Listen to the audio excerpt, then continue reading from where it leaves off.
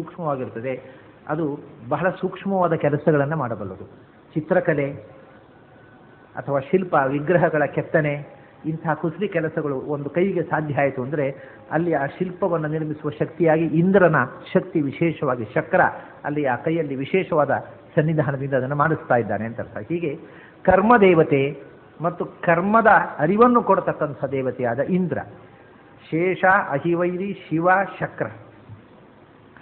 ಆಮೇಲೆ ಹಿಂದೆ ಹೇಳದಂತಹ ಒಬ್ಬ ದೇವರು, ಹಿಂದೆ ಶಕ್ರ ಇಂದ್ರ ಹೇಳಿದ ಮೇಲೆ ಗರುಡ, ಶೇಷ, ರುದ್ರರು ಇಲ್ಲಿ 3 ಜನರನ್ನು ಹೇಳಿದ್ರು. ಇವರನ್ನು ಹಿಂದೆ ಹೇಳಿರಲಿಲ್ಲ. ಹಿಂದೆ 3 ಜನರನ್ನು ಹೇಳಿದ್ರು. ಯಾವುದು ಅಂದರೆ ಚಂದ್ರ, ಸೂರ್ಯ ಮತ್ತು ಯಮ. ಅವರು 3 ಒಂದು ಗ್ರೂಪಿನವರು. ಗರುಡ, ಶೇಷ, ರುದ್ರ 3 ಒಂದು ಗುಂಪಿನವರು. ಇಲ್ಲಿ ಚಂದ್ರ, ಸೂರ್ಯ, ಯಮನನ್ನು ಬಿಟ್ಟರು ಮನು ಅಂತ ಹೇಳಿದರು. ಮನು ಅಂತಂದರೆ ಅನೇಕ ಮಂದಿ ಮನುಗಳಿದ್ದಾರೆ. 14 ಮನ್ವಂತರಗಳಿವೆ. 14 ಮನ್ವಂತರಗಳಲ್ಲಿ 13 ಮನುಗಳಿದ್ದಾರೆ. ಅದೇನು 14 ಮನುಗಳಿಲ್ಲ ಅಂದರೆ ಒಂದು ಮನು ಭಗವಂತನೇ, ತಾಪಸ ಮನ್ವಂತರ ಅಂತ. ಮೊದಲನೇ ಮನ್ವಂತರ ಸ್ವಯಂಭುವ ಮನ್ವಂತರ, ಎರಡನೇ ಮನ್ವಂತರ ಸ್ವಾರೋಚಿಷ ಮನ್ವಂತರ. ಆ 2 ಮನ್ವಂತರಗಳಾದ ಮೇಲೆ ರೈವತ, ಆಮೇಲೆ ತಾಪಸ ಮನ್ವಂತರ ಅಂತ ಒಂದಿದೆ. ಈ ತಾಪಸ ಮನ್ವಂತರ ಅಂದರೆ ತಾಪಸ ನಾಮಕನಾದವನು ಭಗವಂತನದೇ ಅವತಾರ ಅವನು. ಹಾಗಾಗಿ ಒಬ್ಬ ಭಗವಂತನ ರೂಪವೇ. ಆದ್ದರಿಂದ ಅವನನ್ನು ಮನುಗಳಲ್ಲಿ ನಾವು ಪರಿಗಣನೆ ಮಾಡದೇ ಬಿಟ್ಟರೆ ಭಗವಂತನ ಅವತಾರವಲ್ಲದ ಮನುಗಳು ಅಂತಂದರೆ 14 ಮನ್ವಂತರಕ್ಕೆ 13 ಮನುಗಳು, ಒಂದು ಭಗವಂತನ ರೂಪವೇ. ಉತ್ತಮ, ತಾಪಸ, ರೈವತ ಅಂತ ಇವರು 3 ಜನ. 3ನೇ ಮನ್ವಂತರ ಉತ್ತಮ, 4ನೇ ಮನ್ವಂತರ ತಾಪಸ, 5ನೇ ಮನ್ವಂತರ ರೈವತ ಮನ್ವಂತರ. ಅದರಲ್ಲಿ ಉತ್ತಮ ಅನ್ನುವನು ಒಬ್ಬ ಮನು, ರೈವತ ಅನ್ನುವನು ಒಬ್ಬ ಮನು, ಆದರೆ ತಾಪಸ ಅನ್ನುವನು ಮನು ಹೌದಾದರೂ ಅವನು ಸ್ವಯಂ ಭಗವಂತನ ರೂಪ. ಆದ್ದರಿಂದ ನಾವು ತಾರತಮ್ಯ ಕಕ್ಷೆಯಲ್ಲಿ ಅವನನ್ನು ಪರಿಗಣಿಸುವುದಿಲ್ಲ. 5ನೇ ಮನು ರೈವತ, 6ನೇ ಮನು ಚಾಕ್ಷುಷ, 7ನೇ ಮನು ಈಗ ನಡೀತಾ ಇರತಕ್ಕಂಥ ವೈವಸ್ವತ ಮನುವಿನ ಅಂತರ. ಇದು ವೈವಸ್ವತ. ಇನ್ನು ಮುಂದೆ ಸಾವರ್ಣಿ, ಸೂರ್ಯ ಸಾವರ್ಣಿ, ಧರ್ಮ ಸಾವರ್ಣಿ, ಇಂದ್ರ ಸಾವರ್ಣಿ, ಬ್ರಹ್ಮ ಸಾವರ್ಣಿ ಅಂತ ಮುಂದೆ 7 ಮಂದಿ ಬರ್ತಾರೆ. ಇದರಲ್ಲಿ ಅತ್ಯಂತ ಈ ಭಗವಂತನ ಒಂದು ರೂಪವನ್ನು ಬಿಟ್ಟರೆ, ತಾಪಸ ಮನುವನ್ನು ಬಿಟ್ಟರೆ ಉಳಿದ 13 ಮನುಗಳಲ್ಲಿ ಶ್ರೇಷ್ಠನಾದ ಮನು ಯಾರು ಅಂದರೆ ಸ್ವಯಂಭುವ ಮನು, ಮೊದಲನೇ ಮನ್ವಂತರದವನು. ಆ ಸ್ವಯಂಭುವ ಮನು ಎಲ್ಲಿದ್ದಾನೆ ಅಂದರೆ ಇಂದ್ರನ ಅನಂತರದ ಕಕ್ಷೆಯಲ್ಲಿದ್ದಾನೆ. ಕಕ್ಷೆಯ ತಾರತಮ್ಯ ಪ್ರಕಾರವೇ ಆಚಾರ್ಯರು ಹೇಳ್ತಾರೆ. ಇಂದ್ರ 8ನೇ ಕಕ್ಷೆಯಲ್ಲಿದ್ದರೆ 9ನೇ ಕಕ್ಷೆಯಲ್ಲಿ ಅಹಂ ಪ್ರಾಣ, 10ನೇ ಕಕ್ಷೆಯಲ್ಲಿ ನಾನು ನಿನ್ನೆ ಹೇಳಿದ್ದೆ 10ನೇ ಕಕ್ಷೆಯಲ್ಲಿ ಅನಿರುದ್ಧ ಇದ್ದಾನೆ, ಬೃಹಸ್ಪತಿ ಆಚಾರ್ಯರಿದ್ದಾರೆ, ದಕ್ಷ ಪ್ರಜಾಪತಿ ಇದ್ದಾನೆ, ಸ್ವಯಂಭುವ ಮನು ಇದ್ದಾನೆ. ಮನುಗುರು ದಕ್ಷಾಹ. ಅದರಿಂದ 8ನೇ ಕಕ್ಷೆಯ ಅನಂತರ ಬರತಕ್ಕಂಥ 10ನೇ ಕಕ್ಷೆಯಲ್ಲಿ ಬರತಕ್ಕಂಥ ಮನು ಅಂದರೆ ಸ್ವಯಂಭುವ ಮನು. ಅದರ ನಂತರ 12 ಮನುಗಳು ಉಳಿದರು. ಈಗ ಆ 12 ಮನುಗಳಲ್ಲಿ ಈ 11 ಮನುಗಳಿಗಿಂತ ದೊಡ್ಡಮ, ಸ್ವಯಂಭೂ ಮನುವಿಗಿಂತ ಚಿಕ್ಕಮ ಯೋಗ್ಯತೆಯಲ್ಲಿ, ಉಳಿದ 12 ಮನುಗಳಿಗಿಂತ ದೊಡ್ಡಮ ಯೋಗ್ಯತೆಯಲ್ಲಿ ವೈವಸ್ವತ ಮನು. ಅವನು 16ನೇ ಕಕ್ಷೆಯಲ್ಲಿದ್ದಾನೆ. ಅಲ್ಲಿ ತನಕ ಬಂತೀಗ 12, 10, 10ರಿಂದ 16ನೇ ಕಕ್ಷೆಯಲ್ಲಿ.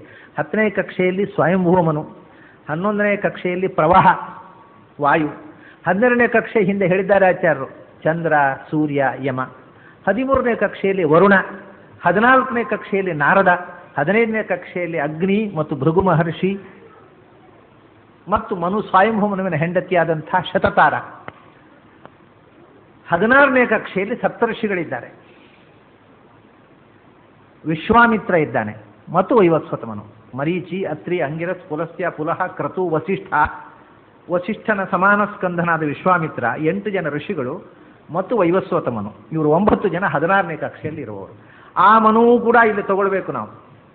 ಪ್ರತಿ ಮನ್ವಂತರದಲ್ಲಿಯೂ ಬ್ರಹ್ಮದೇವರು ಸೃಷ್ಟಿಯ ವ್ಯವಸ್ಥೆ ಮಾಡಿದರು ಅನ್ನೋದರಿಂದ 10ನೇ ಕಕ್ಷೆಯಲ್ಲಿ ಇರತಕ್ಕಂಥ ಸ್ವಯಂಭುವ ಮನು, 16ನೇ ಕಕ್ಷೆಯಲ್ಲಿ ಇರತಕ್ಕಂಥ ವೈವಸ್ವತ ಮನು, ಉಳಿದಂಥ 12 ಮನುಗಳು 11 ಮನುಗಳು.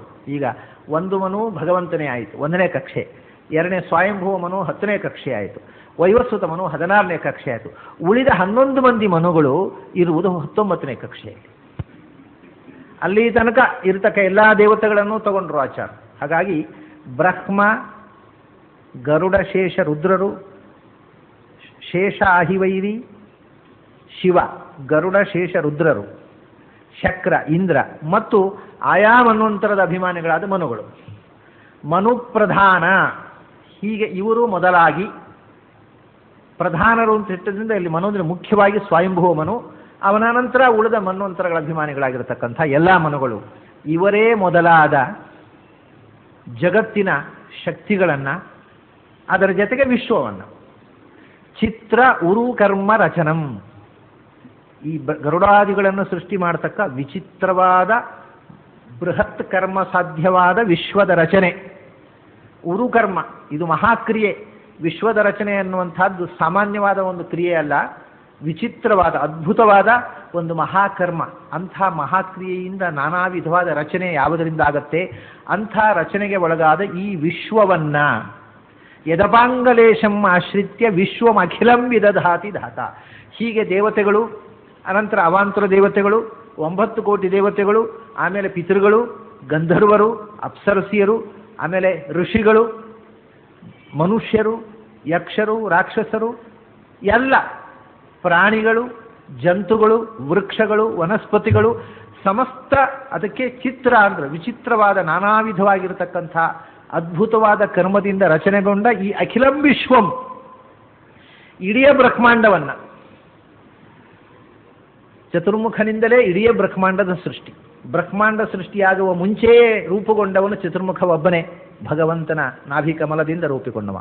ಇಂಥ ಇಡೀ ವಿಶ್ವದ ಸೃಷ್ಟಿ ಅಂತ ಅನ್ನುವುದನ್ನು ಇದೇ ಕಲ್ಪನೆ ಮಾಡುವುದೇ ಒಂದು ಅದ್ಭುತವಾದಂಥ ಸಂಗತಿ. ಇದು ಇಡೀ ವಿಶ್ವ, ಇಡೀ ಬ್ರಹ್ಮಾಂಡ, ಚತುರ್ದಶ ಭುವನಗಳು, ಭೂರ್ಭುವಸ್ವ ಅಲ್ಲ ಮಹಾ ಜನಃ ತಪಃ ಸತ್ಯಲೋಕದ ತನಕ ಇರತಕ್ಕ ಇಡೀ ಬ್ರಹ್ಮಾಂಡ, ಅದರಲ್ಲಿ ಇರತಕ್ಕಂಥ ಅನಂತಾನಂತ ಲೋಕಗಳು, ಅನಂತಾನಂತ ಜೀವರುಗಳು, ಒಂದೊಂದು ಗ್ರಹಗಳು ಒಂದೊಂದಕ್ಕೆ ಲೆಕ್ಕ ಮಾಡಲಿಕ್ಕೆ ನಾವು ಗಣಿತ ಸಾಕಾಗುವುದಿಲ್ಲ. ನಮ್ಮ ಗಣಿತ 0 ಹಾಕಲಿಕ್ಕೆ, ಅದಕ್ಕೋಸ್ಕರ ನಾವು ಒಂದು ಗ್ರಹದಿಂದ ಒಂದು ಗ್ರಹಕ್ಕೆ ಇರತಕ್ಕಂಥದ್ದನ್ನು ನಕ್ಷತ್ರಗಳಿಗೆ ಲೆಕ್ಕ ಹೇಳುವ ಕಡೆಗೆ ಜ್ಯೋತಿರ್ವರ್ಷದಿಂದ ಹೇಳಬೇಕು. ಇಲ್ಲದ್ರೆ 0 ಎಷ್ಟು ಹಾಕೋದು ಸಮಸ್ಯೆ ಆಗತ್ತೆ, ಕಾಗದ ಸಾಕಾಗೋದಿಲ್ಲ. ಅಂಥ ಒಂದು ವಿಚಿತ್ರವಾದ ನಮ್ಮ ಎಣಿಕೆಗೆ, ನಮ್ಮ ಗಣಿಕೆಗೆ ಸಿಗದಂಥ ಈ ವಿಚಿತ್ರವಾದ ಮಹಾಕರ್ಮದ ರಚನೆ ಇರುವ ಈ ಇಡೀ ವಿಶ್ವವನ್ನು ಸೃಷ್ಟಿ ಮಾಡಿದ ಧಾತ ಅಂದರು. ವಿದಧಾತಿ ಧಾತ, ಚತುರ್ಮುಖ ಬ್ರಹ್ಮ, ಮಹಾಪುರುಷ ಅಂತ ಅದಕ್ಕೆ ಹೆಸರು. ಅಂಥ ಚತುರ್ಮುಖ ಬ್ರಹ್ಮ ಇದನ್ನು ಸೃಷ್ಟಿ ಮಾಡಿದನಲ್ಲ, ಯದಪಾಂಗಲೇಶಂ ಆಶ್ರಿತ್ಯ, ಯಾರ ಒಂದು ಕಣ್ಣ ನೋಟವನ್ನು ಆಶ್ರಯಿಸಿ ಅವಳ ದೃಷ್ಟಿ ಕೃಪಾದೃಷ್ಟಿಯ ಬಲದಿಂದ ಈ ಇಡೀ ವಿಶ್ವವನ್ನು ಚತುರ್ಮುಖ ಸೃಷ್ಟಿ ಮಾಡಿದನೋ, ಅಂದರೆ ಇಡೀ ವಿಶ್ವವನ್ನು ಸೃಷ್ಟಿ ಮಾಡಿದ ಚತುರ್ಮುಖ ಲಕ್ಷ್ಮಿಯ ಮಗ, ಭಗವಂತನ ಮಗ. ನಿನ್ನೆ ಅದನ್ನು ನಾನು ಉಪನಿಷತ್ನಲ್ಲಿ ಲಕ್ಷ್ಮೀ ಅದ ಶ್ರುತಿಯಲ್ಲಿ ಲಕ್ಷ್ಮಿ ಹೇಳಿದನ, ಅಹಂ ಸುವೇ ಪಿತರಮಸ್ಯ ಮೂರ್ಧನ್ ಮಮ ಯೋನಿಹಿ ಅಪ್ಸ್ವ ಅಂತಸ್ಸ ಮುದ್ರೇ ಅಂತ ಅಂಬ್ರಿಣಿ ಸೂಕ್ತದಲ್ಲಿ ಇರತಕ್ಕಂಥ ಮಾತನ್ನು ಹೇಳಿದ್ದೆ. ಅಹಂ ಸುವೇ ಪಿತರಂ ಅಸ್ಯ, ಈ ಇಡೀ ವಿಶ್ವವನ್ನು ಸೃಷ್ಟಿ ಮಾಡಿದ ಈ ವಿಶ್ವಕ್ಕೆ ತಂದೆಯಾದ ಚತುರ್ಮುಖನನ್ನು ನಾನು ಸೃಷ್ಟಿ ಮಾಡಿದೆ ಅಂತ. ಅಹಂ ಸುವೇ ಪಿತರಂ ಅಸ್ಯ ಮೂರ್ಧನ್ ಅಂತ. ಹಾಗೆ ಎಲ್ಲ ಜಗತ್ತಿಗೂ ತಂದೆಯಾದ ಚತುರ್ಮುಖನಿಗೂ ತಾಯಿಯಾದವಳು, ಅವಳ ಕೃಪಾ ಕಟಾಕ್ಷದಿಂದ ಅವನಿಗೆ ಈ ಇಡೀ ವಿಶ್ವವನ್ನು ಸೃಷ್ಟಿ ಮಾಡುವ ಶಕ್ತಿ ಬಂತು. ಹಾಗಾದರೆ ಚತುರ್ಮುಖನೇ ನಮ್ಮ ಎಣಿಕೆಗೆ ಮೀರಿದ ಶಕ್ತಿ, ಅನಂತ ಜೀವಗಳ ಅಭಿಮಾನಿ ದೇವತೆ, ಈ ಎಣಿಕೆಗೆ ಸಿಗದಂಥ ಅನಂತ ವಿಶ್ವವನ್ನು ಸೃಷ್ಟಿ ಮಾಡಿರತಕ್ಕಂಥ ಮಹಾಶಕ್ತಿ. ಅವನನ್ನು ಅಂಥ ಶಕ್ತಿ ಕೊಟ್ಟು ಕರುಣಿಸಿದವಳು ಲಕ್ಷ್ಮಿ. ಅಂಥ ಲಕ್ಷ್ಮಿ ಯತ್ಕಟಾಕ್ಷ ಬಲವತಿ ಅಜಿತಂ ನಮಾಮಿ. ಅಂಥ ಲಕ್ಷ್ಮಿಯು ಯಾವ ಭಗವಂತನ ಕೃಪಾ ಕಟಾಕ್ಷದಿಂದ ಆ ಅನಂತ ಶಕ್ತಿಯನ್ನು ಪಡೆದಲೋ ಅಂಥ ಅಜಿತಂ, ಸಾಟಿ ಇರದ ಎಲ್ಲಕ್ಕಿಂತ ಹಿರಿದಾದಂಥ ನಾರಾಯಣನನ್ನು ನಮಸ್ಕರಿಸುತ್ತೇನೆ ಅಂತ ಆಚಾರ್ಯರು ಮಹಾಪುರುಷ ಚತುರ್ಮುಖನಿಂದ ಲಕ್ಷ್ಮಿ, ಅಲ್ಲಿಂದ ನಾರಾಯಣ, ಈ 3 ಮಜಲುಗಳನ್ನು ಜೀವದಲ್ಲಿ ಅತ್ಯಂತ ಶ್ರೇಷ್ಠನಾದವನನ್ನು ತಗೊಂಡ್ರು. ಚತುರ್ಮುಖನನ್ನು ತೆಗೆದುಕೊಂಡಾಗ ವಾಯುದೇವರಿಗೆ ಮತ್ತು ಚತುರ್ಮುಖನಿಗೆ ಸಾಮಾನ್ಯವಾಗಿ ನಮ್ಮಲ್ಲಿ ಇದಕ್ಕೆ ಲೋಕದಲ್ಲಿ ದೃಷ್ಟಾಂತ ಕೊಡುವುದಿದ್ದರೆ prime minister, deputy prime minister, ಅಥವಾ chief minister, deputy chief minister ಇದ್ದ ಹಾಗೆ. ಉಪಮುಖ್ಯಮಂತ್ರಿ ಅವರಿಗೆ ಬೇರೆ ಪೋರ್ಟ್ಫೋಲಿಯೋ ಇಲ್ಲ ವಾಯುದೇವರಿಗೆ. ಈಗ ಗರುಡಶೇಷರುದ್ರರು ಸಮಾನ ಸ್ಕಂಧರು, ಆದರೆ ಪೋರ್ಟ್ಫೋಲಿಯೋ ಬೇರೆ ಇದೆ ಹೇಳಿದೆ ನಾನು. ಗರುಡನಿಗೆ ವೇದಾಭಿಮಾನಿ, ಶೇಷ ವರ್ಣಾಭಿಮಾನಿ, ಶಿವ ದೇಹಾಭಿಮಾನಿ. ಆದರೆ ವಾಯುದೇವರು ಮತ್ತು ಬ್ರಹ್ಮದೇವರು ಇಬ್ಬರಿಗೂ ಜೀವಕಲಾಭಿಮಾನಿಗಳು, ಅವರು ಚಿತ್ತಾಭಿಮಾನಿಗಳು. ಈ ಸೃಷ್ಟಿ ಮಾಡುವುದರಲ್ಲಿ ಇಬ್ಬರು ಒಟ್ಟಿಗೆ ಸೃಷ್ಟಿಯಲ್ಲಿ ನೆರವು ಮಾಡತಕ್ಕವರು. ಆದ್ದರಿಂದ ವಾಯುದೇವರನ್ನು ಪ್ರತ್ಯೇಕವಾಗಿ ಹೇಳಲಿಲ್ಲ ಆಚಾರ್ಯರಿಗೆ. ಅಂತ ಬ್ರಹ್ಮನನ್ನು ಹೇಳುವಾಗ ಧಾತ ಅಂತನ್ನುವಾಗ ಎಲ್ಲವನ್ನು ಸೃಷ್ಟಿ ಮಾಡಿದ ಧಾತ ಅಂದರೆ ಬ್ರಹ್ಮದೇವರು ಹೌದು, ವಾಯುದೇವರು ಹೌದು. ವಾಯುದೇವರಿಗೆ ಅವರು ಬ್ರಹ್ಮದೇವರು ಸೃಷ್ಟಿ ಮಾಡಿದರೆ ಅವರಿಗೆ ಇವರು ಇನ್ಚಾರ್ಜ್, ಅದೇ ಕೆಲಸವನ್ನು ಮಾಡುವವರು. ಇವರಿಗೆ ಪ್ರತ್ಯೇಕವಾದಂಥ ವಾಯುದೇವರಿಗೆ ಬೇರೆ ಒಂದು ಪೋರ್ಟ್ಫೋಲಿಯೋ ಇಲ್ಲ. ಆದ್ದರಿಂದ ಅಲ್ಲಿ ಇವರು 4 ಪುರುಷರು ಅಂತ ಹೇಳುವ ವಾಯುದೇವರನ್ನು ಪ್ರತ್ಯೇಕ ಹೇಳುವುದಿಲ್ಲ. ಮಹಾಪುರುಷ ಅಂತ ಬ್ರಹ್ಮದೇವರನ್ನು ಹೇಳ್ತಾರೆ. ಗರುಡಶೇಷ ರುದ್ರರನ್ನ ವೇದ ಪುರುಷ, ಛಂದ ಪುರುಷ, ಶರೀರ ಪುರುಷ ಅಂತ ಹೇಳ್ತಾರೆ. ವಾಯುದೇವರು ಮಹಾಪುರುಷನೇ, ಆದ್ದರಿಂದ ಅದನ್ನು ಪ್ರತ್ಯೇಕ ಹೇಳುವುದಿಲ್ಲ ಅವರು. ಇಲ್ಲಿಯೂ ಹಾಗೆ ಆಚಾರ್ಯರು ವಾಯುವನ್ನು ಪ್ರತ್ಯೇಕ ಹೇಳುವುದಿಲ್ಲ. ಬ್ರಹ್ಮವಾಯುಗಳು ಅವರು ಸಮಾನವಾದಂಥ ಕಾರ್ಯವನ್ನು ಮಾಡತಕ್ಕವರು. ಒಂದು ದೃಷ್ಟಿಯಿಂದ ಈ ಕ್ರಿಯೆಗಳಲ್ಲಿ ಈ ಲೋಕದಲ್ಲಿ ಬ್ರಹ್ಮದೇವರಿಗಿಂತ ವಾಯುದೇವರ ಕ್ರಿಯೆ ಜಾಸ್ತಿ. ಯಾಕೆಂದರೆ ಸೃಷ್ಟಿ ಮಾಡಿ ಜೀವಕಲಾಭಿಮಾನಿ ಬ್ರಹ್ಮದೇವರು ಮತ್ತು ಆದರೆ ಜೀವಕಲಾಭಿಮಾನಿಯಾಗಿ ಜೀವವನ್ನು ಉಸಿರಾಡಿಸುವವರು ಬ್ರಹ್ಮದೇವರಿಗಿಂತ ಹೆಚ್ಚು ವಾಯುದೇವರೇ. ಪ್ರಾಣತತ್ವವೇ ಭೂಮಿಯಲ್ಲಿ ಅಭಿವ್ಯಕ್ತಿ ಪ್ರಾಣತತ್ವಕ್ಕೆ ಹೆಚ್ಚು, ಬ್ರಹ್ಮದೇವರಿಗೆ ಕಡಿಮೆ. ಆದ್ದರಿಂದ ಬ್ರಹ್ಮದೇವರಿಗೆ ನಾವು ಏನೇನು ಉಪಾಧಿಗಳನ್ನು ಗುಣವಿಶೇಷಗಳನ್ನು ಹೇಳ್ತೇವೆ ಅದೆಲ್ಲವನ್ನೂ ಪ್ರಾಣದೇವರಿಗೂ ಅನುಸಂಧಾನ ಮಾಡಿಬಿಟ್ರೆ ಅಲ್ಲಿಗೆ ಪ್ರಾಣದೇವರನ್ನು ಪ್ರತ್ಯೇಕವಾಗಿ ಹೇಳಬೇಕಾದ ಕಾರಣ ಇಲ್ಲ. ಅದರ ನಂತರ ಇನ್ನು ಶಿವ, ಶೇಷ, ಗರುಡ ಈ 3 ತತ್ವಗಳು. ಶರೀರ ಪುರುಷ ಆಕ್ರಮದಲ್ಲಿ ಮೊದಲು ಶರೀರ ಅನ್ನಮಯ ಕೋಶ, ಅದರ ನಂತರ ಪ್ರಾಣಮಯ ಕೋಶ, ಅನಂತರ ಮನೋಮಯ ಕೋಶ. ಅದಕ್ಕೆ ಅನುಗುಣವಾಗಿ ಶಿವ, ಶೇಷ, ಗರುಡ ಈ ಕ್ರಮದಲ್ಲೇ ಹೇಳ್ತಾರೆ ಆಚಾರ್ಯ. ಬ್ರಹ್ಮದೇವರನ್ನು ಹೇಳಿದ ಮೇಲೆ ಈ ಜೀವಕ್ಕೆ ಆವರಣವಾಗಿರತಕ್ಕ 3 ಕೋಶಗಳು. ಅನ್ನಮಯ ಕೋಶಕ್ಕೆ ನಿಯಾಮಕನಾಗಿರತಕ್ಕಂಥ ಶಿವ, ಅವನು ಅನ್ನಮಯ ಕೋಶವನ್ನು ಧಾರಣೆ ಮಾಡುವವನು ಅವನು, ಅನ್ನಮಯ ಕೋಶವನ್ನು ನಾಶ ಮಾಡುವವನು ಅವನು. ಸಂಹಾರ ಶಕ್ತಿಯೂ ಹೌದು, ಅವನು ಧಾರಕ ಶಕ್ತಿಯೂ ಹೌದು. ಆದ್ದರಿಂದ ಅವನಿಗೆ ಶಿವ ಅಂತ ಹೆಸರು, ಶಂಕರ ಅಂತ ಹೆಸರು, ರುದ್ರ ಅಂತ ಹೆಸರು. ರುದ್ರ ಅಂದರೆ ನಮಗೆ ದುಃಖ ಭರಿಸುವವನು ಅಂತ, ರೋದಯತಿ ಕಷ್ಟ ಕೊಡುವವನು ಅಂದರೆ ಸಂಹಾರ, ನಾಶ ಅನ್ನೋದು ದುಃಖಕರ. ಅದರಿಂದ ಸಾವಿನ ಮೂಲಕ ದುಃಖ ಕೊಡುವವನು ಅವನು. ಶಂಕರ ಅಂದರೆ ಸುಖ ಕೊಡುವವನು ಅಂತ.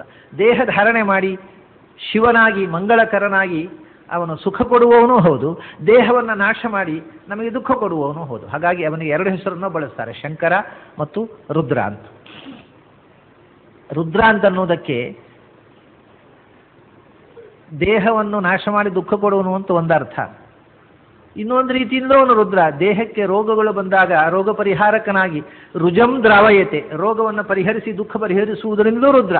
ದೇಹ ಇದ್ದಾಗಲೂ ರುದ್ರ, ದೇಹ ಹೋದಾಗಲೂ ರುದ್ರ. ಅಂಥ ದೇಹಧಾರಕ ಶಕ್ತಿಯಾದ ಅನ್ನಮಯ ಕೋಶದ ದೇವತೆಯಾದ ಶಿವನ ಬಗ್ಗೆ ಮುಂದಿನ ಮಾತು ಹೇಳ್ತಾರೆ. ಶಕ್ರೋಗ್ರದೀಧಿತಿ ಹಿಮಾಕರ ಸೂರ್ಯಸೂನು ಪೂರ್ವಂ ನಿಹತ್ಯ ನಿಖಿಲಂ ಯದಪಾಂಗಲೇಶಂ ಆಶ್ರಿತ್ಯ ನೃತ್ಯತಿ ಶಿವ ಪ್ರಕಟೋರು ಶಕ್ತಿ ಶ್ರೀರಿ ಯತ್ ಕಟಾಕ್ಷ ಬಲವತ್ಯಜಿತಂ ನಮಾಮಿ ಅಂತ. ಬ್ರಹ್ಮದೇವರನ್ನು ಹೇಳುವಾಗ ಬ್ರಹ್ಮದೇವರ ಅನಂತರದ ಶೇಷ, ಗರುಡ, ರುದ್ರರನ್ನು ತಗೊಂಡ್ರು. ಶಿವನನ್ನು ತಗೊಳ್ಳುವಾಗ ಶಿವ ಮತ್ತು ಅವನ ಸಮಾನ ಸ್ಕಂಧರಾದ ಗರುಡಶೇಷನ ಬಿಟ್ಟು ಶಿವನ ಆಡಳಿತಕ್ಕೆ ಒಳಪಟ್ಟವರು ಯಾರು? ಶಿವನ ಆಡಳಿತಕ್ಕೆ ಬ್ರಹ್ಮದೇವರು ಸೇರಲಿಲ್ಲ, ವಾಯುದೇವರು ಬರುವುದಿಲ್ಲ, ಅವರ ಪತ್ನಿಯರು ಬರುವುದಿಲ್ಲ, ಮತ್ತೆ ಗರುಡಶೇಷರು ಬರುವುದಿಲ್ಲ, ಯಾಕಂದ್ರೆ ಸಮಾನ ಸ್ಕಂಧರು. ಅದರಿಂದ ಶಿವನ ನಿಯಂತ್ರಣ ಗರುಡಶೇಷರ ಮೇಲೂ ಇಲ್ಲ. ಮತ್ತೆ ಶಿವನ ನಿಯಂತ್ರಣ ಪ್ರಾರಂಭವಾಗುವುದು ಎಲ್ಲಿಂದ ಅಂದರೆ ಶಕ್ರ, ಇಂದ್ರ ಪದವಿ 8ನೇ ಕಕ್ಷೆಯಿಂದ ಶಿವನ ನಿಯಂತ್ರಣ ಪ್ರಾರಂಭ ಆಯಿತು. ಅದಕ್ಕೆ ಶಕ್ರ ಉಗ್ರದೀಧಿತಿ ಹಿಮಾಕರ ಸೂರ್ಯಸೂನು. ಶಕ್ರ ಇಂದ್ರ, ಉಗ್ರದೀಧಿತಿ ಹಿಮಾಕರ ಸೂರ್ಯಸೂನು. ಅಲ್ಲಿ ಮತ್ತೆ 8ನೇ ಕಕ್ಷೆಯಿಂದ 12ನೇ ಕಕ್ಷೆಯನ್ನು ಹೇಳಿದರು. ಉಗ್ರದೀಧಿತಿ ಅಂದರೆ ಕಠೋರವಾದ ಕಿರಣ ಉಳ್ಳವನು, ಬಿಸಿಲನ್ನು ಜಗತ್ತಿಗೆ ಕೊಡುವವನು ಸೂರ್ಯ. ಹಿಮಾಕರ ತಂಪಾದ ಕಿರಣ ಉಳ್ಳವನು ಅಂದರೆ ಚಂದ್ರ. ಉಗ್ರದೀಧಿತಿ ಹಿಮಾಕರ ಇದು 2. ಆಮೇಲೆ 3ನೇದು ಸೂರ್ಯ ಸೂನು, ಸೂರ್ಯನ ಮಗ ಅಂದರು. ಹಿಂದೆ ಧರ್ಮ ಅಂತ ಹೇಳಿ ಸೂರ್ಯನ ಮಗ ಅಂದರೆ ಯಮ.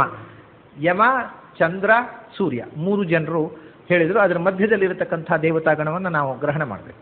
ಹೀಗೆ ಇಂದ್ರನಿಂದ ಪ್ರಾರಂಭವಾಗಿ ಯಮ, ಚಂದ್ರ, ಸೂರ್ಯರ ಅಂತ ತೊಡಗಿ ಅದರ ಅನಂತರ ಇರತಕ್ಕ ಸಮಸ್ತ ದೇವತೆಗಳನ್ನು ಸೂರ್ಯ ಸೂನು ಅಂತ ಅನ್ನುವ ಶಬ್ದವನ್ನು ಒಂದು ವಿಶೇಷ ಅರ್ಥದಲ್ಲಿ ಬಳಸಿದ್ದಾರೆ. ಯಾಕೆಂದರೆ ಸೂರ್ಯ ಸೂನು ಅಂದರೆ ಯಮ ಹೌದು. ಹಿಂದೆ ಧರ್ಮ ಅನ್ನುವ ಶಬ್ದವನ್ನು ಬಳಸಿದ್ದಾರೆ. ಧರ್ಮ ಅಂದರೆ ಯಮಧರ್ಮನೇ, ಬೇರೆ ಯಾರೂ ಆಗೋದಿಲ್ಲ. ಸೂರ್ಯ ಸೂನು ಅಂದರೆ ಯಮನೂ ಹೌದು, ಬೇರೊಂದು ಅರ್ಥ ಬರ್ತದೆ. ಅದಕ್ಕೋಸ್ಕರ ಈ ಶಬ್ದವನ್ನು ಇಲ್ಲಿ ಬಳಸಿದರು. ಸೂರ್ಯನ ಮಗ ಅಂದರೆ ಸೂರ್ಯನಿಗೆ ಯಮ ಒಬ್ಬನೇ ಮಗ ಅಲ್ಲ, ಸೂರ್ಯನಿಗೆ ಶನೈಶ್ಚರನು ಮಗ. ಅವನು ಎಲ್ಲಿದ್ದಾನೆ? ಅವನು 24ನೇ ಕಕ್ಷೆಯಲ್ಲಿದ್ದಾನೆ. ಅಲ್ಲಿಂದ ನಂತರ ದೇವತಾಗಣದಲ್ಲಿ ಕೊನೆಗೆ ಇರುವವನು ಸೂರ್ಯ ಸೂನು ಮುಗಿದ ಮೇಲೆ ಶನಿ, ಭೂಮಿಯ ದೇವತೆ. ಅವನು ಭೂಮಿಯನ್ನು ನಿಯಂತ್ರಿಸತಕ್ಕ ಶಕ್ತಿ. ಅವನ ನಂತರ ಇರತಕ್ಕವನು ಕರ್ಮದೇವತೆಯಾದ ಪುಷ್ಕರ, ಸೂರ್ಯನ ಮಗ ಆದಮೇಲೆ ವರುಣನ ಮಗ ಪುಷ್ಕರ. ಅದು ಬಿಟ್ಟರೆ ಅಲ್ಲಿಗೆ ತಾರತಮ್ಯದಲ್ಲಿ ದೇವತೆಗಳ ತಾರತಮ್ಯದಲ್ಲಿ ಕೊನೆಯವರವರು, ಅದಕ್ಕಿಂತ ಕೆಳಗಿನ ದೇವತೆಗಳೇ ಇಲ್ಲ ಮತ್ತೆ. ಹಾಗಾಗಿ ಸೂರ್ಯ ಸೂನು ಅಂತಂದರೆ ಶನಿಯೂ ಹೌದು, ಮತ್ತು ನಮಗೆ ಬಹಳ ಹತ್ತಿರದ ದೇವತೆ ಅವನು. ಶನಿ ನಮಗೆ ಬಹಳ ಹತ್ತಿರದ ದೇವತೆ. ಯಾಕೆಂದರೆ ಅವನು ಭೂಮಿಯ ದೇವತೆ, ಭೂಮಿಯ ಅಭಿಮಾನಿ ದೇವತೆ. ಬಹಳ ಜನ ಶನಿ ಅಂತಂದರೆ ಹೆದರ್ಕೋತಾರೆ. ಅವನು ಹೆದರಬೇಕಾದಂಥ ವಸ್ತು ಅಲ್ಲ, ಅವನು ಭಯಾನಕ ಅಲ್ಲ. ಅದು ಎಲ್ಲ ಗ್ರಹಗಳು ಕೂಡ ವಿಪರೀತ ಸ್ಥಿತಿಯಲ್ಲಿದ್ದಾಗ ನಮಗೆ ತೊಂದರೆ ಕೊಡ್ಬೋದು. ತೊಂದರೆ ಕೊಡುವುದಿಲ್ಲ, ಗ್ರಹಗಳು ತೊಂದರೆ ಕೊಡುವುದಿಲ್ಲ. ಶನಿ ತೊಂದರೆ ಕೊಡುವುದಿಲ್ಲ, ರಾಹುಕೇತುಗಳು ತೊಂದರೆ ಕೊಡುವುದಿಲ್ಲ, ಕುಜ ತೊಂದರೆ ಕೊಡುವುದಿಲ್ಲ. ಯಾವ ಗ್ರಹಗಳು ನಮಗೆ ತೊಂದರೆ ಕೊಡುವುದಿಲ್ಲ. ಗ್ರಹಗಳ ಕಾಟ ಅನ್ನತಕ್ಕಂಥ ಶಬ್ದವೇ ಅಸಂಗತ. ಮತ್ತು ನಾವು ಮಾಡಿದ್ದನ್ನೇ ನಾವು ಅನುಭವಿಸೋದು. ನಮಗೆ ನಮ್ಮದೇ ಕಾಟ, ಇನ್ನೊಬ್ಬರ ಕಾಟ ನಮಗೆ ಬರೋದೇ ಇಲ್ಲ. ನಮಗೆ ನಮ್ಮ ಕಾಟ ನಾವು ಹಿಂದೆ ಮಾಡಿದ್ದನ್ನು ಈ ಭಾಗ ಪಡಿತೇವೆ. ಗ್ರಹಗಳು ಏನು ಮಾಡ್ತವೆ ಹಾಗಾದರೆ ಅಂದರೆ ದೇ ಇಂಡಿಕೇಟ್ ಅಷ್ಟೇ. ನಿನಗೆ ಕಾಟ ಬರುವ ಕಾಲ ಸನ್ನಿಹಿತವಾಗಿದೆ ಅಂತ ಸೂಚನೆ ಕೊಡ್ತಾರೆ. ಆದ್ದರಿಂದ ಅವರು ಹೆಲ್ಪ್ ಮಾಡುವವರು ಹೊರತು ಕಾಟ ಕೊಡುವವರಲ್ಲ. ನಾವು ಮಾಡಿದ್ದು ಅನುಭವಿಸಬೇಕಾದಂಥ ಕಾಲ ಸನ್ನಿಹಿತವಾಗಿದೆ, ಪಕ್ವವಾಗಿದೆ ಅನ್ನುವುದನ್ನು ಸೂಚನೆ ಮಾಡ್ತಾರೆ ಆ ಗ್ರಹಗಳು. ಅವು ಬರೇ ಸೂಚಕಗಳು ಹೊರತು ನಮಗೆ ಕಾಟ ಕೊಡುವವರಲ್ಲ. ಅವರಿಂದ ಸೂಚನೆ ಬಂತಲ್ಲ, ಆ ಕೃತಜ್ಞತೆಗೋಸ್ಕರ ಗ್ರಹಗಳನ್ನು ಪ್ರಾರ್ಥನೆ ಮಾಡಿ ಗ್ರಹಾಂತರ್ಗತನಾಗಿರತಕ್ಕ ಭಗವಂತನನ್ನು ಆರಾಧನೆ ಮಾಡ್ತೇವೆ. ಯಾಕೆಂದರೆ ಸೂಚನೆ ಕೊಟ್ಟು ಆ ಸೂಚನೆಯಿಂದ ನಾನು ಮಾಡಿದ ಪಾತಕ ಕಮ್ಮಿ ಆಗುವಂತೆ ಅನುಗ್ರಹ ಮಾಡುವ, ಆ ದೋಷ ಪರಿಹಾರ ಮಾಡುವಂಥ ದೇವರಿಗೋಸ್ಕರ. ಅದಕ್ಕೋಸ್ಕರ ನವಗ್ರಹ ಪೂಜೆ, ನವಗ್ರಹ ಹೋಮ, ನವಗ್ರಹ ಅಂತರ್ಗತನಾಗಿರತಕ್ಕಂಥ ಭಗವಂತನ ಆರಾಧನೆ ಮಾಡ್ತೇವೆ. ಹೀಗೆ ಸೂರ್ಯ ಸೂನು ಅಂದರೆ ಶನಿಯ ತನಕ ನವಗ್ರಹಗಳಲ್ಲಿ, ನವಗ್ರಹಗಳಲ್ಲ, ಅದರಲ್ಲಿ ರಾಹುಕೇತು ಇದ್ದಾರೆ. ಆ ರಾಹುಕೇತುಗಳನ್ನು ಕೂಡ ಕೆಲವರು ಅವರ ದೇವತಾ ಮುಖವನ್ನು, ಅವರಲ್ಲಿರ್ತಕ್ಕ ದೇವತಾ ಶಕ್ತಿಯನ್ನು ತಾರತಮ್ಯದಲ್ಲಿ ಸೇರಿಸಿ ಜಗನ್ನಾಥದಾಸರು ಹರಿಕಥಾಮಸಾರದಲ್ಲಿ ಅವರ ತಾರತಮ್ಯ ಕಕ್ಷೆಯಲ್ಲಿ ಹೇಳ್ತಾರೆ. ಆದರೆ ರಾಹುಕೇತುಗಳು ವಸ್ತುತಃ ರಾಕ್ಷಸರು ಅವರು.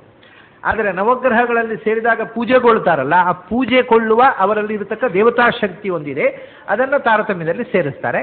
ಇಲ್ಲದೇ ಇದ್ದರೆ 7 ಗ್ರಹಗಳು ದೇವತೆಗಳು.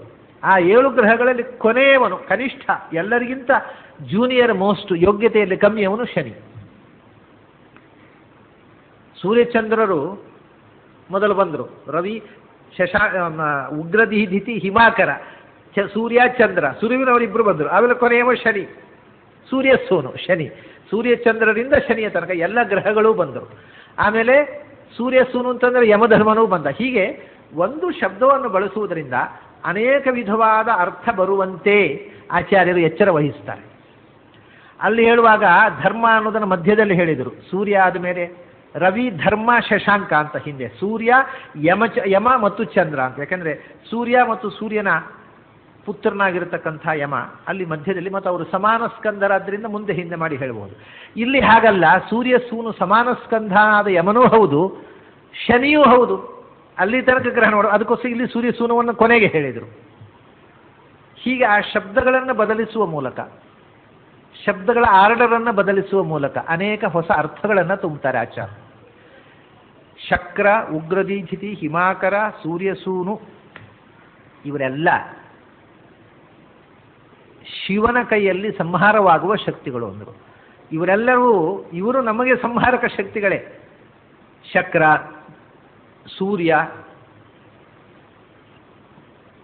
ಇಂದ್ರ ಕಾಲಕಾಲಕ್ಕೆ ಮಳೆ ಬೆಳೆಯನ್ನು ಕೊಡದೆ ನಮಗೆ ಸಂಹಾರಕ ಶಕ್ತಿಯಾಗಬಹುದು,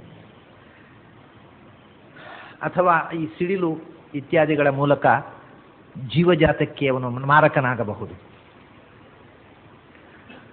ಸೂರ್ಯ ನಿಜವಾಗಿಯೂ ತಾಪಪ್ರದನಾಗಿ, ಸೂರ್ಯಚಂದ್ರರು ನಮ್ಮ ಆಯುಸ್ಸನ್ನು ಕೊಂಡೊಯ್ಯುವವರೇ. ಅವನ ಹೆಸರು ಆದಿತ್ಯ ಅಂತ ಅದಕ್ಕೋಸ್ಕರವೇ.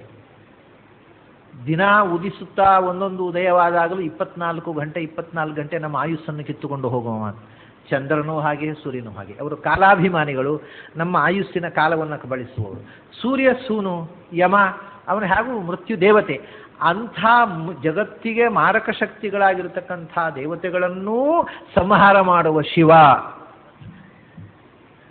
ಇವರೆಲ್ಲರನ್ನು ಸಂಹಾರ ಮಾಡತಕ್ಕವ ಶಿವ ಅಂತ.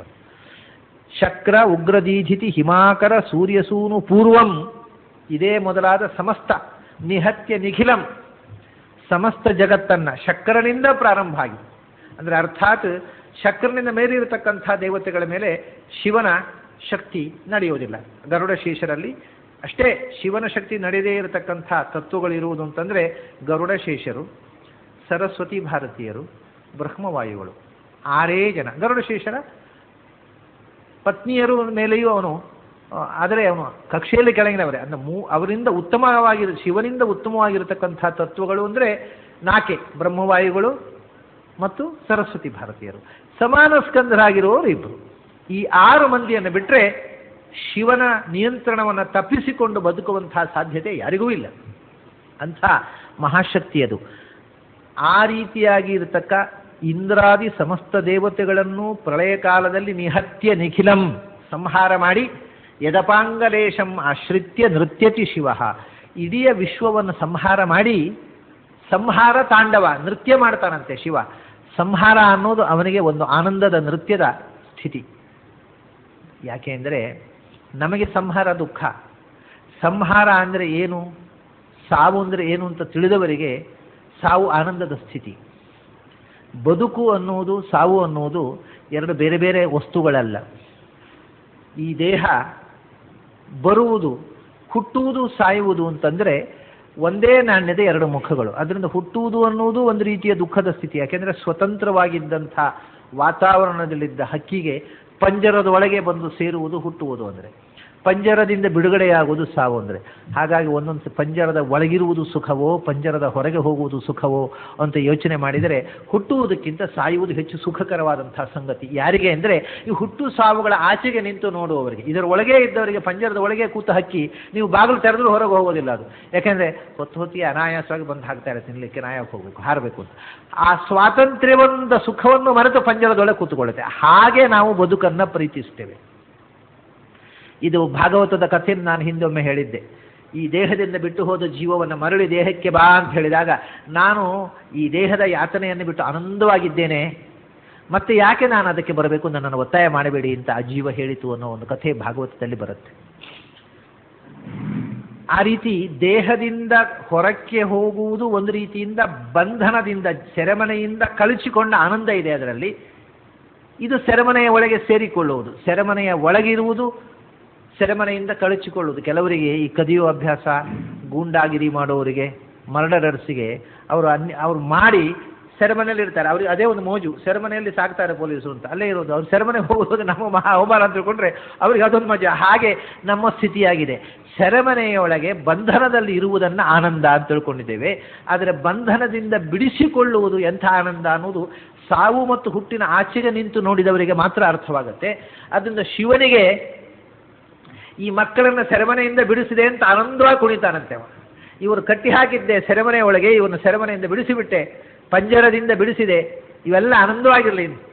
ಸ್ವಾಪಂ ಜಯತೀರ್ಥರು ತತ್ವನಿರ್ಣಯದಲ್ಲಿ ಪ್ರಳಯವನ್ನು ವರ್ಣನೆ ಮಾಡುವಾಗ ಸ್ವಾಪಂ ಪ್ರಾಪಯತಿ ಶ್ರಮಾಪಹೃತಯೇ, ಈ ಜೀವಕ್ಕೆ ಸಂಸಾರದಲ್ಲಿ ಹುಟ್ಟಿ ಹುಟ್ಟಿ ಹುಟ್ಟಿ ನಾನಾ ವಿಧವಾದಂಥ ಕರ್ಮಗಳಲ್ಲಿ ತನ್ನನ್ನು ತೊಡಗಿಸಿಕೊಂಡು ಆಯಾಸವಾದದ್ದ ವಿಶ್ರಾಂತಿ ಸಿಗಲಿ ಅಂತ ಸಂಹಾರ ಮಾಡ್ತಾನೆ ಅಂತ ಹೇಳ್ತಾನೆ. ಅವಾಗ ವಿಶ್ರಾಂತಿ, ರೆಸ್ಟು ಅಂತ. ನಿದ್ರೆ, ರಾತ್ರಿ ಹೊತ್ತು, ಪ್ರಳಯ ಕಾಲ ಅಂದರೆ ರಾತ್ರಿ ವಿಶ್ರಾಂತಿ, ಅದು ನಿದ್ರೆ ಮಾಡಪ್ಪ, ವಿಶ್ರಾಂತಿ ತಗೋ, ಆಮೇಲೆ ಮತ್ತೆ ಹುಟ್ಲಿಕ್ಕೆ ಉಂಟು ಅಂತ. ಆದ್ದರಿಂದ ಪ್ರಳಯ ಕಾಲ ಅನ್ನೋದು ರೆಸ್ಟು, ವಿಶ್ರಾಂತಿ, ಆರಾಮದ ಕಾಲ ಅಂತ ಶಾಸ್ತ್ರಕಾರರು ಹೇಳ್ತಾರೆ. ಅದನ್ನ ಶಿವನಿಗೆ ಬಹಳ ಆನಂದ ಅಂತೆ. ಪಾಪ ಇವು ಒದ್ದಾಡ್ತಾ ಇದ್ದವು, ಇವುಗಳನ್ನೆಲ್ಲ ಪಂಜರದಿಂದ ಬಿಟ್ಟುಬಿಟ್ಟೆ, ಇನ್ನೊಂದು ಸ್ವಲ್ಪ ಕಾಲ ಆರಾಮವಾಗಿರಲಿ.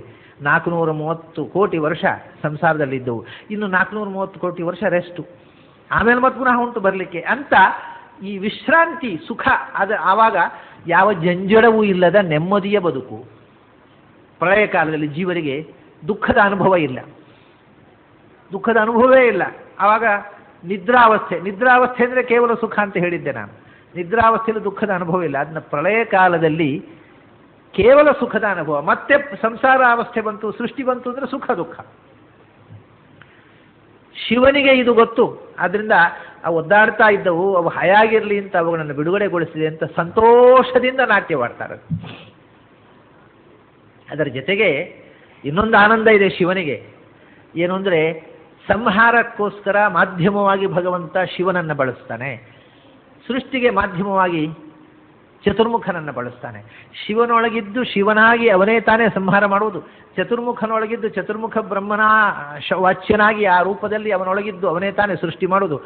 ಅದರಿಂದ ಶಿವನಿಗೆ ಏನು ಆನಂದ ಅಂದರೆ, ನನ್ನನ್ನು ಈ ಮಹಾವಿಶ್ವದ ಸಂಹಾರ ಲೀಲೆಗೆ ಉಪಕರಣವಾಗಿ ಭಗವಂತ ಬಳಸಿದ ಈ ಮಹಾ ಕಾರ್ಯಕ್ಕೆ ನಾನು ಭಗವಂತನಿಗೆ ಒಂದು ಟೂಲ್ ಆದೆ ಅಂತ. ನೀಶುಸೀದ ಗಣಪತಿ ಗಣೇಶು ತ್ವಾಮಾಹರು ವಿಪ್ರತಮಂ ಕವೀನಾಂ ನರತೆ ತ್ವತ್ಕ್ರಿಯತೆ ಕಿಂಚನಾರೆ ಮಹಾಂ ಅರ್ಕಂ ಮಘವನ್ ಚಿತ್ರಮರ್ಚ. ನಿನ್ನನ್ನು ನೀನೇ ಪೂಜೆ ಮಾಡಿಕೊಂಡ ಹಾಗೆ ಭಗವಂತ ಈ ವಿಶ್ವದ ಸಂಹಾರದ ಲೀಲೆಗೆ ನನ್ನನ್ನು ಉಪಕರಣವಾಗಿ ಮಾಡಿದಾನಲ್ಲ ಅನ್ನುವ ಸಂತೋಷ. ಆ ಸಂತೋಷದಿಂದ ನೃತ್ಯತಿ ಶಿವ, ಸಂತೋಷದಿಂದ ಕುಣಿದಾಡ್ತಾನಂತೆ ಪ್ರಳಯ ಕಾಲದಲ್ಲಿ. ಪ್ರಕಟ ಉರುಶಕ್ತಿ, ಇಡೀ ವಿಶ್ವವನ್ನು ಸಂಹಾರ ಮಾಡತಕ್ಕಂಥ ಶಕ್ತಿ ಹೇಗೆ ಬಂತು ಶಿವನಿಗೆ ಅಂದರೆ ಪ್ರಕಟ ಉರುಶಕ್ತಿ. ಆವಾಗ ಭಗವಂತ ಸಂಹಾರ ಶಕ್ತಿಯಾಗಿ ಅವನೊಳಗೆ ತುಂಬಿದ. ಆದ್ದರಿಂದ ಅವನಲ್ಲಿ ಆ ಸಂಹಾರಕವಾದಂಥ ಆ ಉರುಶಕ್ತಿ ಮಹಾಶಕ್ತಿ ಪ್ರಕಟವಾಯಿತು, ಅಭಿವ್ಯಕ್ತವಾಯಿತು.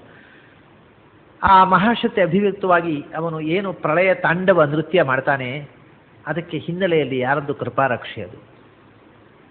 ಶ್ರೀಹಿ ಯತ್, ಅದನ್ನು ಯತ್ ಕಟಾಕ್ಷಂ ಲೇಷಂ ಯದಪಾಂಗಲೇಶಂ ಆಶ್ರಿತ್ಯ, ಯಾವ ಲಕ್ಷ್ಮಿಯ ಕಟಾಕ್ಷದ ಕೃಪಾ ಕಟಾಕ್ಷದ ಬಲದಿಂದ ಇಂದ್ರನಿಂದ ಹಿಡಿದು ಸಮಸ್ತ ಜಗತ್ತಿನ 3 ಲೋಕಗಳ ಸಂಹಾರಕ್ಕೂ ಕಾರಣನಾಗಿರ್ತಕ್ಕಂಥ ಶಿವ ಜಗತ್ತನ್ನು ಸಂಹಾರ ಮಾಡಿ ತಾನು ಆನಂದದಿಂದ ನಾಟ್ಯವಾಡ್ತಾನೋ, ಅಂಥ ಲಕ್ಷ್ಮಿಯು ಯಾರ ಕಟಾಕ್ಷದ ಬಲದಿಂದ ಇಂಥ ಶಕ್ತಿಯನ್ನು ಪಡೆದಳೋ ಅಂಥ ಅಜಿತನಾದ ನಾರಾಯಣನಿಗೆ ನಮಸ್ಕಾರ. ಈ ಶರೀರ ಪುರುಷನಾದ ಶಿವ, ಮಹಾಪುರುಷನಾಗಿರತಕ್ಕಂಥ ಚತುರ್ಮುಖ, ಇವರಿಬ್ಬರ ಬಗೆಗೆ ಆಚಾರ್ಯರು ಹೇಳಿದರು. ಒಂದು ಸೃಷ್ಟಿ ಶಕ್ತಿ, ಒಂದು ಸಂಹಾರ ಶಕ್ತಿ, ಅದು ಆಯಿತು. ಮಧ್ಯದಲ್ಲಿರತಕ್ಕಂಥದ್ದು ಪಾಲನ ಶಕ್ತಿ, ಅದು ವಿಷ್ಣು ರೂಪವೇ. ಬ್ರಹ್ಮನೊಳಗಿದ್ದು ಸೃಷ್ಟಿ ಮಾಡ್ತಾನೆ, ಶಿವನೊಳಗಿದ್ದು ಸಂಹಾರ ಮಾಡ್ತಾನೆ, ವಿಷ್ಣು ತಾನೇ ತಾನಾಗಿ ಪಾಲನೆ ಮಾಡ್ತಾನೆ, ಅದು ಇನ್ನೊಬ್ಬರ ಒಳಗೆ ಇದ್ದು ಪಾಲನೆ ಮಾಡೋದಲ್ಲ. ಹಾಗಾಗಿ ಈ ತ್ರಿಮೂರ್ತಿಗಳು ಅಂತ ನಾವು ಏನಂತೇವೆ, ಅದರಲ್ಲಿ 2 ಮೂರ್ತಿಗಳಿಗೆ ಅಧಿಷ್ಠಾನ ಇದೆ. ಬ್ರಹ್ಮ ಅಧಿಷ್ಠಾನದಲ್ಲಿ ಸೃಷ್ಟಿ, ಶಿವ ಅಧಿಷ್ಠಾನದಲ್ಲಿ. ಆ 2 ಬ್ರಹ್ಮ ಶಿವರು ಸೃಷ್ಟಿ ಸಂಹಾರ ಶಕ್ತಿಗಳು ಭಗವಂತನ ಅಧೀನ ಅಷ್ಟೇ ಅಲ್ಲ, ಲಕ್ಷ್ಮಿಯ ಅಧೀನ. ಈ ಇಡೀ ವಿಶ್ವವನ್ನು ಯಾರ ಕರುಣೆಯಿಂದ ಸಂಹಾರ ಮಾಡ್ತಾನೋ ಶಿವ, ಅಂಥ ಶಿವನನ್ನು ಸಂಹಾರ ಮಾಡತಕ್ಕ ಶಕ್ತಿ ಲಕ್ಷ್ಮಿ. ಅದನ್ನು ಆ ಮಂತ್ರವೇ ಹೇಳಿತು. ಯಂ ಕಾಮಯೇ ತಂ ತಂ ಉಗ್ರಂ ಗೃಣೋಮಿ, ಯಾರನ್ನು ಬಯಸಿದನೋ ಅವನನ್ನು ಶಿವನನ್ನಾಗಿ ಸೃಷ್ಟಿ ಮಾಡ್ತೇನೆ.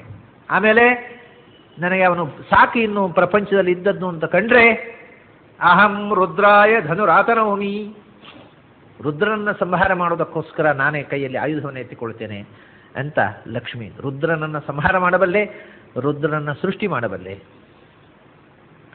ಮೃತ್ಯುರ್ಯಸ್ಯೋಪಸೇಚನಂ ಕೈತ್ಥಾ ವೇದ ಯತ್ರ ಸಹ, ಯಮ ಕಠೋಪನಿಷತ್ನಲ್ಲಿ ಹೇಳ್ತಾನೆ, ನಾನು ವಿಶ್ವವನ್ನು ಸಂಹಾರ ಮಾಡತಕ್ಕ ಶಕ್ತಿ, ನನ್ನನ್ನು ಸಂಹಾರ ಮಾಡತಕ್ಕಂಥ ಶಕ್ತಿ ಶಿವ. ಆ ಶಿವನು ಕೂಡ ಭಗವಂತನಿಗೆ ಸಂಹಾರದಲ್ಲಿ ಒಂದು ಉಪ್ಪಿನಕಾಯಿ ಮಾತ್ರ. ಎಲ್ಲ ಶಕ್ತಿಗಳು ಅವನ ಸಂಹಾರದ ಶಕ್ತಿಯ ಮುಂದೆ ಎಲ್ಲವನ್ನೂ ಸಂಹಾರದ ಶಿವನು, ಶಿವನನ್ನು ನಿಯಂತ್ರಿಸಬಲ್ಲ ಚತುರ್ಮುಖನು ಒಂದು ದಿವಸ ಅವರ ಆಯುಸ್ಸು ಮುಗಿದಾಗ ಭಗವಂತನ ತೇಜಸ್ಸಿನಲ್ಲಿ ಲಯವಾಗಿ ನಾಶವಾಗಿ ಚಿದಾನಂದ ಶರೀರರಾಗಿಯೇ ಅವರು ಮುಕ್ತಿಯನ್ನು ಪಡೆಯಬೇಕು. ಅಂಥ ಮಹಾಶಕ್ತಿಯಾದ ನಾರಾಯಣನಿಗೆ ನಮಸ್ಕಾರ. ಶಿವ ಆದಮೇಲೆ ಶಿವನೇ ಮುಂದಿನ ಕಲ್ಪದಲ್ಲಿ ಶೇಷ ಪದವಿಯನ್ನು ಪಡೀತಾನೆ. ಯೋಗ್ಯತೆಯಲ್ಲಿ ಶಿವ ಮತ್ತು ಶೇಷ ಸಮಾನರು. ಆದರೆ ವ್ಯತ್ಯಾಸ ಏನು ಅಂದರೆ, ಇವಾಗ ಇಬ್ಬರೂ MAಯಲ್ಲಿ ಫಸ್ಟ್ ಕ್ಲಾಸ್ ಪಾಸ್ ಆಗಿದ್ದಾರೆ. ಒಬ್ಬನಿಗೆ ಜಾಬ್ ಸಿಕ್ಕಿದೆ, ಒಬ್ಬನಿಗೆ ಜಾಬ್ ಸಿಗಲಿಲ್ಲ. ವ್ಯತ್ಯಾಸ ಉಂಟೋ ಇಲ್ಲೋ ಅಷ್ಟೇ ವ್ಯತ್ಯಾಸ. ಒಬ್ಬನಿಗೆ ಅಪಾಯಿಂಟ್ಮೆಂಟ್ ಆರ್ಡರ್ ಬಂದಿದೆ, ಶೇಷ ಶಿವನ ಯೋಗ್ಯತೆಯನ್ನು ಗಳಿಸಿ ಶಿವನು ಶೇಷನು ಸಮಾನ ಯೋಗ್ಯತೆಯ ಜ್ಞಾನವನ್ನು ಗಳಿಸಿದವರು. ಅದರಲ್ಲಿ ಶೇಷ ಪದವಿ ದೊರಕಿದೆ, ಶಿವನಿಗೆ ಇನ್ನೂ ಆ ಪೋಸ್ಟ್ ದೊರಕಿಲ್ಲ. ಹಾಗಾಗಿ ಇಬ್ಬರೂ ಈಕ್ವಲಿ ಕ್ವಾಲಿಫೈಡ್. ಆದರೆ ಒಬ್ಬ ಜಾಬಿನಲ್ಲಿ ಇರುವವ ಆಫೀಸರ್ ಗ್ರೇಡ್ನಲ್ಲಿ ಅವನಿಗೆ ಪ್ರಮೋಟ್ ಆಗಿದೆ, ಇನ್ನೊಬ್ಬ ಆಫೀಸರ್ ಗ್ರೇಡ್ಗೆ ಪ್ರಮೋಟ್ ಆಗಲಿಲ್ಲ. ಆಗ ಇಬ್ಬರೂ ಈಕ್ವಲಿ ಕ್ವಾಲಿಫೈಡ್. ಆದರೆ ಆಫೀಸರ್ ಗ್ರೇಡ್ಗೆ ಪ್ರಮೋಟ್ ಆದವನಿಗೆ ಪ್ರಮೋಟ್ ಆಗದೇ ಇದ್ದವನು ನಮಸ್ಕಾರ ಸರ್ ಒಂದು ಕೈ ಮುಗಿ. ಹಾಗೆ ಶೇಷನಿಗೆ ಶಿವ ನಮಸ್ಕಾರ ಮಾಡ್ತಾನೆ. ಇಬ್ಬರು ಯೋಗ್ಯತೆಯಲ್ಲಿ ಸಮಾನರು, ಅದು ನಮಸ್ಕಾರ ಮಾಡಬೇಕು. ಯಾಕೆಂದ್ರೆ ಈಗ ಅಲ್ಲಿ ಹಿಂದೆ ನೋಡಿದೆವು ನಾವು, ಅನಿರುದ್ಧ ಮತ್ತು ರತಿ ತಾಯಿ ಮಕ್ಕಳು ಒಂದೇ ಕಕ್ಷೆಯಲ್ಲಿದ್ದಾರೆ, ಆದರೆ ಅನಿರುದ್ಧ ತಾಯಿಗೆ ನಮಸ್ಕಾರ ಮಾಡ್ತಾನೆ. ಸೂರ್ಯ ಮತ್ತು ಯಮ ತಂದೆ ಮಕ್ಕಳು ಒಂದೇ ಕಕ್ಷೆಯಲ್ಲಿದ್ದಾರೆ, ಆದರೆ ಯಮ ಸೂರ್ಯನಿಗೆ ನಮಸ್ಕಾರ ಮಾಡ್ತಾನೆ. ಹಾಗೆ ಶಿವ ಮತ್ತು ಶೇಷ ಒಂದೇ ಕಕ್ಷೆಯಲ್ಲಿ ಯೋಗ್ಯತೆಯಲ್ಲಿ ಸುಮಾರಾಗಿ ಒಂದೇ ರೀತಿ ಇರುವವರು. ಆದರೆ ನಮಸ್ಕಾರ ಶಿವ ಶೇಷನಿಗೆ ನಮಸ್ಕಾರ ಮಾಡ್ತಾನೆ. ಯಾಕಂದರೆ ಅವನು ಪ್ರಮೋಟೆಡ್, ಇವನಿಗಿಂತ ಮೇಲಿನ ಪದವಿಯಲ್ಲಿರುವವ, ಪದವಿ ನಿಮಿತ್ತವಾದಂಥ ಗೌರವ. ಅದನ್ನು ಸೂಚಿಸ್ತಾ ಆಚಾರ್ಯರು ಶೇಷನ ಮಹಿಮೆಯನ್ನು, ಅಂದರೆ ನಾವು ಯಾರಿಂದ ಮಾತು ಆಡ್ತೇವೋ, ಮನೋಮಯ ಕೋಶ ಅಲ್ಲ ಪ್ರಾಣಮಯ ಕೋಶವನ್ನು ನಿಯಂತ್ರಿಸುವ ಶೇಷ, ಅವನ ಬಗ್ಗೆ ಹೇಳ್ತಾರೆ. ಯತ್ಪಾದ ಪಂಕಜ ಮಹಾಸನತಾಂ ಅವಾಪ ಶರ್ವಾದಿ ವಂದ್ಯ ಚರಣ ಯದಪಾಂಗಲೇಶಂ ಆಶ್ರಿತ್ಯ ನಾಗಪತಿರನ್ಯಸುರೈರ್ ದುರಾಪಾಂ ಶ್ರೀರ್ ಯತ್ ಕಟಾಕ್ಷ ಬಲವತ್ಯಜಿತಂ ನಮಾಮಿ ಅಂತ. ಯತ್ಪಾದ ಪಂಕಜ ಮಹಾಸನತಾಂ ಅವಾಪ. ಶೇಷ ಅಂದರೆ ಯಾರು? ಆಚಾರ್ಯ ಹೇಳ್ತಾರೆ, ಅವನು ಭಗವಂತನ ಪಾದಪೀಠಪ್ಪ. ಅವನು ಭಗವಂತನ ಅಡಿಯಲ್ಲಿ ಬಿದ್ದಿರುವವನು, ಅವನ ಮೇಲೆ ನಿಂತಿರುವವನು ಭಗವಂತ. ಶೇಷ ಭಗವಂತನ ಹಾಸುಗೆ ಅಂತ ಹೇಳ್ತಾರಲ್ಲ, ಆಚಾರ್ಯ ಹೇಳ್ತಾರೆ ಕಾಲುಮಣೆ ಅಂತ. ಪಾದ ಪಂಕಜ ಮಹಾಸನ, ಭಗವಂತನನ್ನ ಹೆಗಲಲ್ಲಿ ಹೊತ್ತುಕೊಂಡವನು ಗರುಡ, ಭಗವಂತನನ್ನು ತಲೆಯಲ್ಲಿ ಹೊತ್ತುಕೊಂಡವನು ಶೇಷ. ಅವನ ಮೈಯಲ್ಲಿ, ಶೇಷನ ಮೈಯ ಮೇಲೆ ಭಗವಂತ ಕೂತಿದ್ದೋ ಪವಡಿಸಿದ್ದೋ ಏನು ಬೇಕಾದ್ರೆ ಇರಲಿ, ಭಗವಂತನ ಪಾದಪೀಠ ಅಂತ, ಕಾಲುಮಣೆ ಅಂತ ಹೇಳ್ತಾರೆ. ಯತ್ ಪಾದ ಪಂಕಜ ಮಹಾಸನತಾಂ ಅವಾಪ. ಭಗವಂತನ ಕಾಲುಮಣೆಯಾಗುವ ಭಾಗ್ಯ ಶೇಷನಿಗೆ ಬಂತಂತೆ. ಮಹಾಸನತಾಂ ಅವಾಪ. ಎಂಥ ಶೇಷ? ಶರ್ವಾದಿ ವಂದ್ಯ ಚರಣ, ರುದ್ರಾದಿಗಳಿಂದಲೂ ವಂದ್ಯವಾದ ಪಾದವುಳ್ಳವನು. ಅವನ ಪಾದವನ್ನ ರುದ್ರಾದಿಗಳೂ ವಂದಿಸ್ತಾರೆ, ಆದರೆ ಭಗವಂತ ಅವನ ಮೇಲೆ ಪಾದ ಇಟ್ಟಿದ್ದಾನೆ ಅಂತ. ಈ ಕಾಂಟ್ರಾಸ್ಟ್ ಸುಂದರವಾದ. ಭಗವಂತ ಯಾರ ತಲೆಯ ಮೇಲೆ ಕಾಲಿಟ್ಟಿದ್ದಾನೋ ಅವನ ಪಾದದ ಮೇಲೆ ರುದ್ರಾದಿ ದೇವತೆಗಳು ಮಣಿಯುತ್ತಾರೆ ನೋಡಿ. ರುದ್ರ ಶೇಷ ಸಮಾನ ಸ್ಕಂಧರು, ಆದರೆ ರುದ್ರ ಅವನಿಗೆ ಮಣಿಯುತ್ತಾನೆ ಅಂತ ಹೇಳ್ತಾರೆ ಆಚಾರ್ಯ. ಇದು ಅದಕ್ಕೆ ಹೇಳ್ತಾನೆ ಪದಕೃತವಾದ ಉನ್ನತ್ಯ. ಶರ್ವಾದಿ ವಂದ್ಯಚರಣ, ರುದ್ರಾದಿಗಳಿಂದಲೂ ವಂದ್ಯನಾಗಿರತಕ್ಕಂಥ ವಂದ್ಯವಾದ ಪಾದವುಳ್ಳ ಶೇಷ ಯಾರ ಪಾದಪೀಠವೋ, ಆಶ್ರಿತ್ಯ ನಾಗಪತಿ ಯದಪಾಂಗಲೇಶಂ ಆಶ್ರಿತ್ಯ. ಯಾಕೆ ಭಗವಂತನ ಪಾದಪೀಠವಾಗುವಂತಹ ಭಾಗ್ಯ ಅವನಿಗೆ ಬಂತು ಅಂದರೆ ಅದು ಲಕ್ಷ್ಮಿಯ ಅನುಗ್ರಹ. ಯಾರ ಕೃಪಾ ಕಟಾಕ್ಷದಿಂದ ಶೇಷನು ಭಗವಂತನ ಪಾದಪೀಠವಾದನೋ, ಯಾರು? ನಾಗಪತಿ. ನಾಗ ಅಂತಂದರೆ ಹಾವು ಅಂತ ನಾವು ಹೇಳ್ತೇವಲ್ಲ, ಹಾವಿನಲ್ಲಿ ಹಾವು ಅಂದರೆ ಸಾಮಾನ್ಯ ಶಬ್ದ. ಸರ್ಪ ಅಂತ ಇದ್ದ ಹಾಗೆ. ಸರ್ಪ ಅಂದರೆ ಹಾವು, ಅಂದರೆ ಹೆಡೆ ಇರುವಂತಹದ್ದು ಅಲ್ಲ, ಎಲ್ಲವೂ ಹರಿಯುವಂತಹದ್ದು ಸರ್ಪ, ಸರೀಸೃಪ. ಹರಿಯುವಂಥದ್ದೆಲ್ಲ ಸರ್ಪ. ಎರೆಹುಳವೂ ಸರ್ಪ, ಹರಿಯುವಂಥದ್ದೆಲ್ಲ ಸರೀಸೃಪ ಅಂತ. ಅಂದರೆ ಕಾಲುಗಳಿಲ್ಲದೆ ಹೊಟ್ಟೆ ಹೊಸೆದುಕೊಂಡು ಹರಿಯುವ ಚಾರಟೆ, ಎರೆಹುಳ, ಇವೆಲ್ಲವೂ ಸರ್ಪಗಳೇ. ಆಮೇಲೆ ಕೆರೆ ಹಾವು, ಕನ್ನಡಿ ಹಾವು, ಯಾವುದು ಹೆಡೆ ಇರುವಂಥದ್ದಲ್ಲ, ಹೆಡೆ ಇಲ್ಲದಿರುವ ಎಲ್ಲ ಸರೀಸೃಪಗಳು ಸರ್ಪಗಳು. ಕನ್ನಡದಲ್ಲಿ ಅದನ್ನು ಹಾವು ಅಂತ ಸಾಮಾನ್ಯ ಶಬ್ದದಿಂದ ಹೇಳ್ತೇವೆ. ಅದರಲ್ಲಿ ಹೆಡೆ ಇರುವಂಥದ್ದಕ್ಕೆ ನಾಗ ಅಂತ ಹೇಳೋದು. ಹೆಡೆ ಇಲ್ಲದೇ ಇದ್ದದ್ದು, ಹೆಡೆ ಇರುವುದು, ಹೆಡೆ ಇಲ್ಲದಿದ್ದದ್ದು ಎಲ್ಲವೂ ಸರ್ಪ ಆಗತ್ತೆ. ಸರ್ಪಾಣಾಂ ಅಸ್ಮಿ ವಾಸುಕಿ ಅನಂತಶ್ಚಾಸ್ಮಿ ನಾಗಾನಾಂ ಅಂತ ಗೀತೆಯಲ್ಲಿ ಸರ್ಪ ಮತ್ತು ನಾಗಗಳನ್ನು ಬೇರೆ ಬೇರೆ ಹೇಳಿದ್ದಾರೆ. ಬಹಳ ಜನರಿಗೆ ಇದರಲ್ಲಿ ಗೊಂದಲ ಇದೆ, ಸರ್ಪ ಅಂದರೆ ಏನು, ನಾಗ ಅಂದರೆ ಏನು, ವ್ಯತ್ಯಾಸ ಏನು ಅಂತ. ಸರ್ಪ ಅಂದರೆ ಹೆಡೆ ಇರುವ ಹೆಡೆ ಇಲ್ಲದಿರುವ ಒಟ್ಟಿಗೆ ಸರೀಸೃಪ. ನಾಗ ಅಂದರೆ ಹೆಡೆ ಇರತಕ್ಕಂಥ ಸರೀಸೃಪ. ಅದರಿಂದಲೇ ನಾವು ಹಾವು, ಅದರಲ್ಲಿ ಹೆಡೆ ಇರುವ ಹಾವಾದರೆ ನಾಗರ ಹಾವು ಅಂತೇವೆ.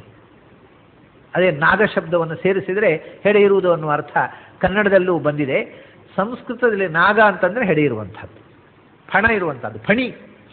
ಫಣಿ ನಾಗ.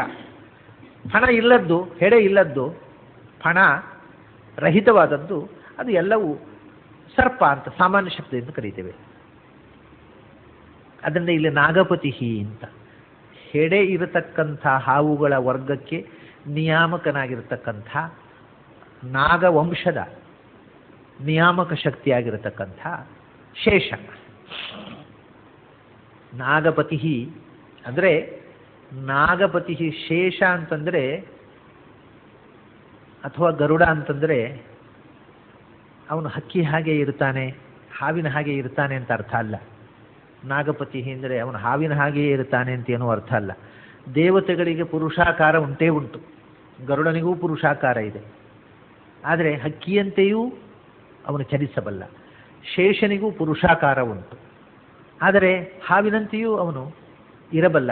ಆದರೆ ಅವನನ್ನು ನಾಗಪತಿ, ಇವರನ್ನು ಪಕ್ಷಿಗಳ ರಾಜ ಅಂತ ಯಾಕೆ ಹೇಳ್ತಾರೆ ಅಂತಂದರೆ, ಸೃಷ್ಟಿಯಲ್ಲಿ ಯಾವ ವಿನತಾ ಕದ್ರು ಅಂತ ಇಬ್ಬರು ತಾಯಂದಿರು ಇವರಿಗೆ.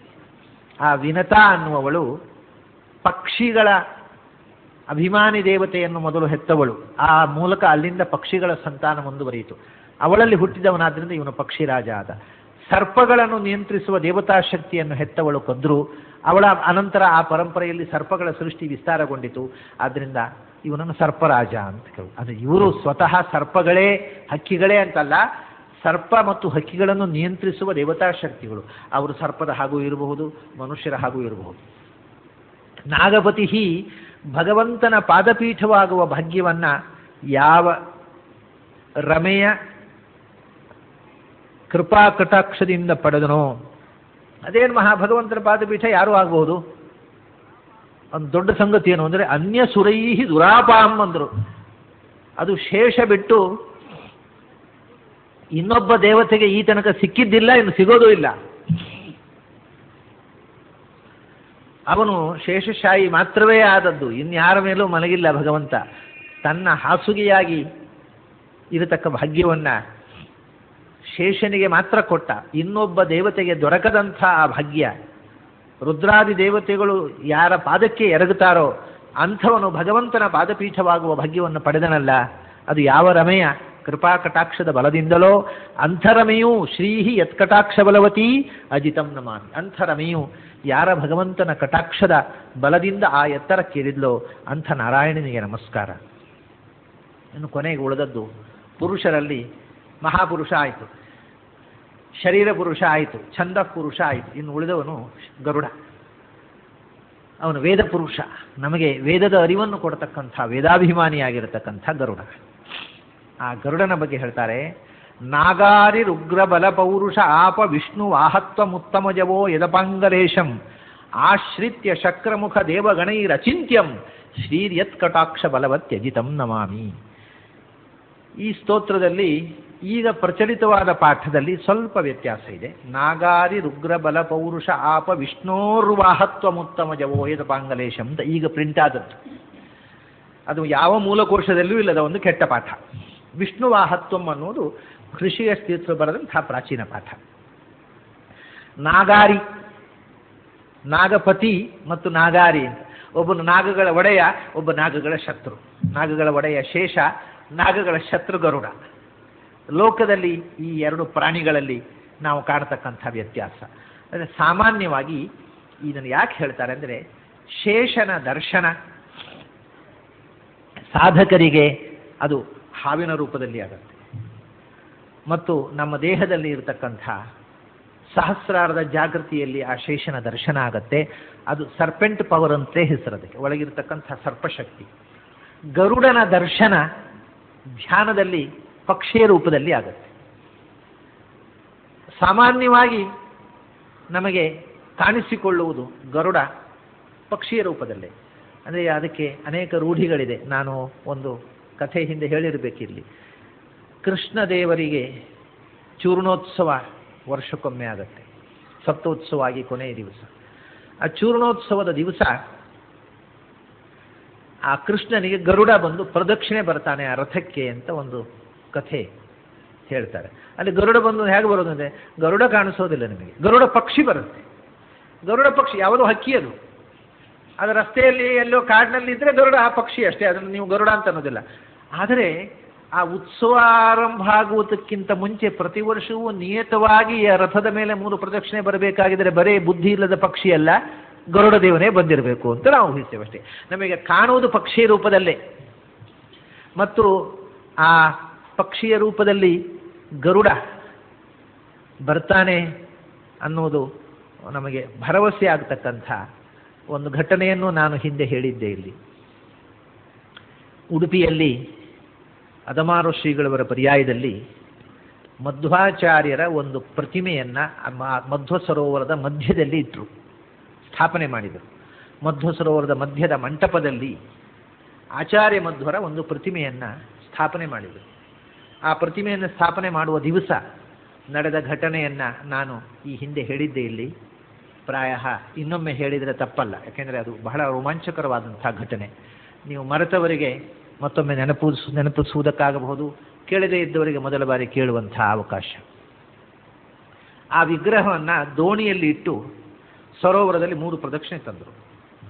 ಅದರ ನಂತರ ಆ ಮಂಟಪಕ್ಕೆ ಹೋಗಲಿಕ್ಕೆ ಕಲ್ಲಿನ ಬ್ರಿಡ್ಜ್ ಇದೆ, ಪ್ಯಾಸೇಜ್. ಆ ಕಲ್ಲಿನಲ್ಲಿ ಆ ದೋಣಿಯನ್ನು ಆ ಕಲ್ಲಿನ ಪ್ಯಾಸೇಜಿನ ಹತ್ತಿರ ಇಟ್ಟು ಅದನ್ನು ಎತ್ತಿಕೊಂಡು ಅಲ್ಲಿನ ಆ ಕಲ್ಲಿನ ಬ್ರಿಡ್ಜಿನ ಮೂಲಕ ಮಂಟಪಕ್ಕೆ ಹಿಡ್ಕೊಂಡು ಹೋಗುವ ಮುಂಚೆ 3 ಪ್ರದಕ್ಷಿಣೆ ಸರೋವರದಲ್ಲಿ ರಥೋತ್ಸವ ಮಾಡುವ ಹಾಗೆ ಆ ದೋಣಿಯಲ್ಲಿಟ್ಟು ದೇವರನ್ನು ಪ್ರದಕ್ಷಿಣೆ ತರ್ತಾರೆ, ಹಾಗೆ ಆ ಆಚಾರ್ಯರ ವಿಗ್ರಹವನ್ನು ಆ ದೋಣಿಯಲ್ಲಿ 3 ಪ್ರದಕ್ಷಿಣೆ ತಂದರು.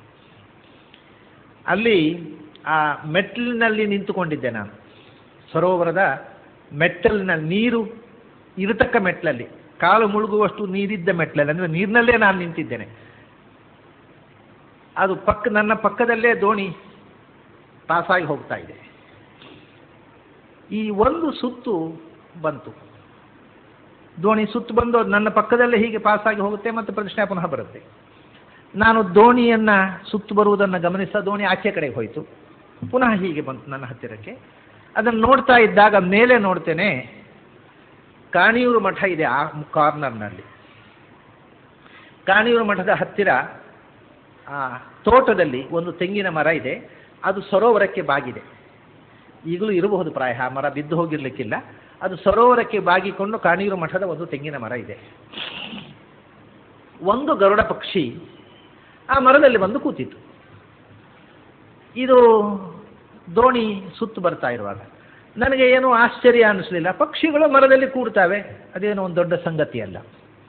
ಆದರೆ ಗರುಡ ಪಕ್ಷಿ ಆ ಮರದಲ್ಲಿ ಬಂದು ಕೂತಿತು ಅನ್ನೋದನ್ನು ನಾನು ದಾಖಲೆ ಮಾಡಿಕೊಂಡೆ. 2ನೇ ಸುತ್ತು ಬಂತು. 2ನೇ ಸುತ್ತು ಬಂದಾಗ ಆ ಪಕ್ಷಿ ಆ ಕಾಣಿಯೂರು ಮಠದಿಂದ ಸರೋವರಕ್ಕೆ ಬಾಗಿದ ತೆಂಗಿನ ಮರದಿಂದ ಹಾರಿ ಆ ಮಂಟಪದಲ್ಲಿ ಬಂದು ಕೂತಿತು. ಅದನ್ನು ಗಮನಿಸಿದೆ ನಾನು, ಅದು ಒಂದು ದೊಡ್ಡ ಸಂಗತಿ ಅಲ್ಲ. 3ನೇ ಪ್ರದಕ್ಷಿಣೆ ಬಂತು.